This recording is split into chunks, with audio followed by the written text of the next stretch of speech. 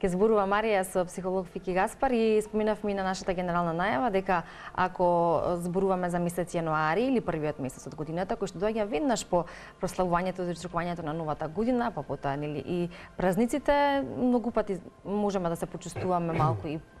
изморено од одморот, можеме да се почувствуваме нели и дека сме малку повеќе сме потрошиле, па треба да заштедиме во текот на месец јануари, но е да речеме долг месец, 31 ден и студен месец. Потрошени од секој аспект, па токму затоа велам дека не само што сме строшиле енергетски, економски, нели психолошки, емотивно, токму поради може и прославите и генерално таа нели новогодишна прослава и може во овој зимски празници. период да се почувствува нели малку таа зимска депресија, но ако и оние научни истражувања па и статистики дека третиот понеделник е во јануари најдепресивен, и малку ќе позборуваме за тоа или од тој аспект, се разбира за ова повеќе од Марија во продолжение.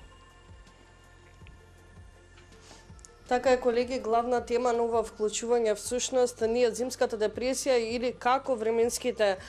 услови влијаат на нашето ментално здравје. Ово утро на лице место се наоѓаме во Центарот за психичко здравје заедно со Фики Гаспар. Добро утро и добро дојдовте во утринската на Тел. Како зимскиот период влијае на нашето психичко здравје, односно кои луѓе се повеќе склони, така би се рекло, на таа зимска депресија? Така, прво би кажал дека влијае од повеќе аспекти, најмногу заради тоа што денот ни се намалува, нели ни е доста краток. Сонцето многу поретко го гледаме, кој што исто така знае многу да влијае. Кои се тие што кај кои влијае повеќе? Има доста моменти кои што влијаат нели на некоја личност за да дојде до тој период на депресија. Една од најчестите е генетска предиспозиција, така да ако трансгенерацијски уназад имаме личности кои што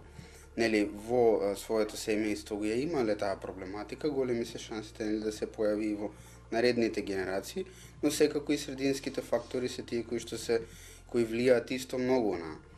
на оваа ситуација. Сега зимската депресија нели ја водиме како најмногу ради временскиот период. Секако мора да има и други моменти кои што влијаат на тоа, не може да е само временскиот период, но самото ладно, студот, намалениот ден, повеќе гледаме ноќ од 4 часот па натаму поручекта, така да сите тие работи влијаат за да се луѓето да се чувствуваат позатворени, да не сакаат толку да се социализираат, да преферираат повеќе да се дома, можеби некогаш повеќе да се сами, и тоа секако влијае, нели ја влошува состојбата со депресијата. Често пати во зимските денови знаеме многу повеќе да јадеме и да се здебелиме отколку во останатиот период од годината. Нутриционистите велат дека тоа бидејќи не сме толку подвижни, ладно е надвор и сме затворени. Дали ова е период каде што можеме да стекнеме навика за емотивно пријадување? Така, зависи ако го гледате јадењето како еден вид на задоволство, нели, кое што треба да ги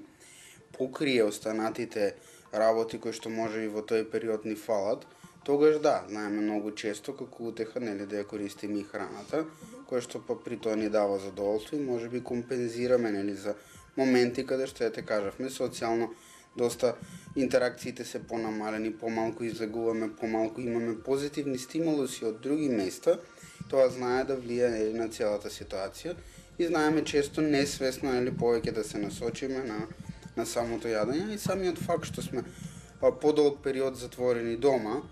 тоа исто така влијае на таа состојба, така да тие кои што се склони и кои што си имаат запреметено уназад дека им влијае зимата, така може малку потреба да се насочат на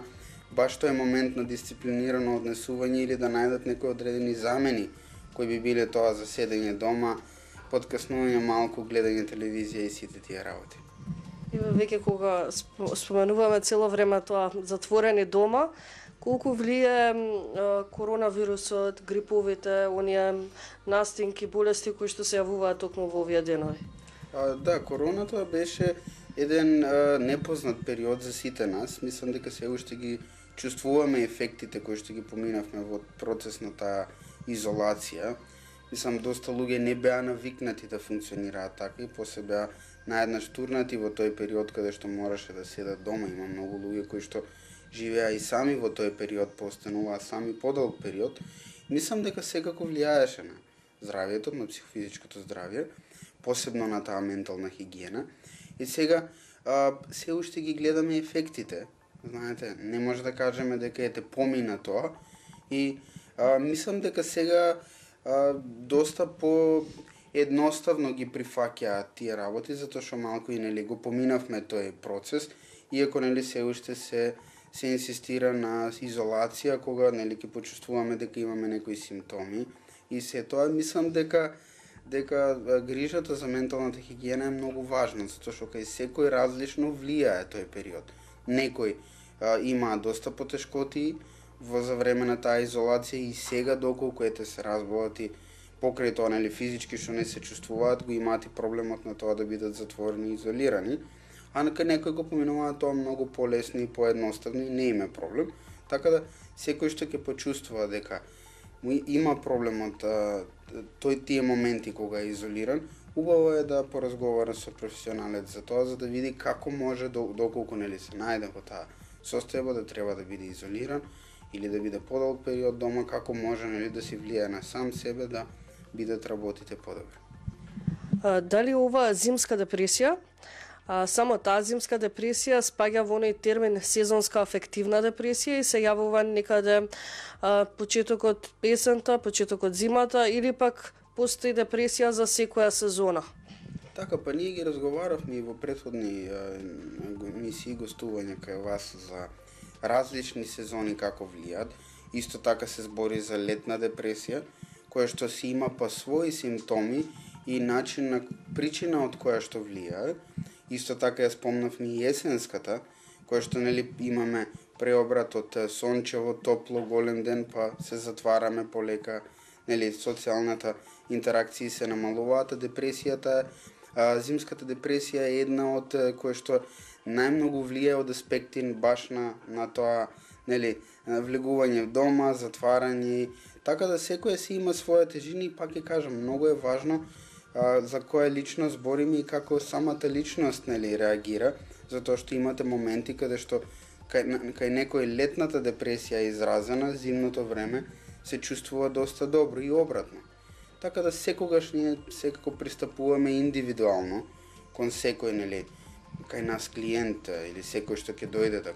разговара, да се консултира, да побара помош, различно е, морам да кажам. Секако дека е така, но најважно е да побара помош и да се консултира со психотерапевт. Ви благодарам многу за одвоеното време. Благодарам на вас. Зимска депресија или оние временски услови во овој период кои што влијаат на нашето ментално здравје, секако доколку сметате дека се соочувате со овој вид на депресија, слободно можете да се обратите кај компетентно лице или пак да ги правите оние работи кои што најмногу ве прават радосни и среќни, а секако препорака на сите компетентни лица, односно психотерапевти, е да излегувате повеќе време надвор, односно да го напуштате својот дом, да вежбате и да се храните здраво.